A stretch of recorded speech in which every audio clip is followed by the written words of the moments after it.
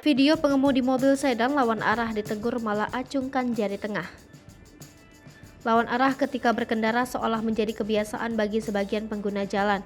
Meski negatif dan melanggar aturan lalu lintas, perilaku tersebut masih saja terjadi hingga tak jarang yang berujung konflik antar sesama pengguna jalan.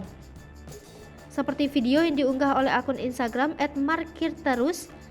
Dalam rekaman tersebut, terlihat mobil sedan putih berplat nopol L1812LL nekat melawan arah di salah satu ruas jalan. Alih-alih meminta maaf, pengemudi sedan itu malah mengacungkan jari tengah dan meneriaki pengemudi mobil yang berada di jalur yang sebenarnya. Training Director Jakarta Defensive Driving Consulting, Jusri Pulubuhu mengatakan, perilaku melawan arah saat ini bukan hanya sekedar kebiasaan tapi sudah menjadi budaya. Menurut Jusri, kondisi ini sudah menjadi kultur budaya karena ini dilakukan setiap saat, setiap hari, bahkan sampai bergenerasi. Sebabnya bisa jadi karena adanya pembiaran.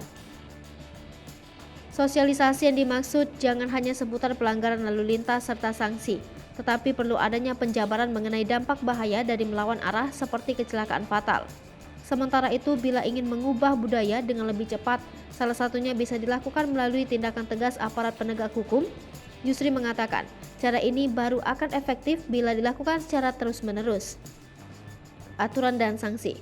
Menurut Undang-Undang Nomor 22 Tahun 2009 tentang Lalu Lintas dan Angkutan Jalan, Pasal 287 Ayat 1 dan 2, menyatakan bahwa setiap orang yang mengemudikan kendaraan bermotor di jalan yang melanggar aturan pemerintah yang diisyaratkan oleh rambu lalu lintas atau alat pemberi isyarat lalu lintas bisa dipidana dengan kurungan 2 bulan atau denda Rp500.000.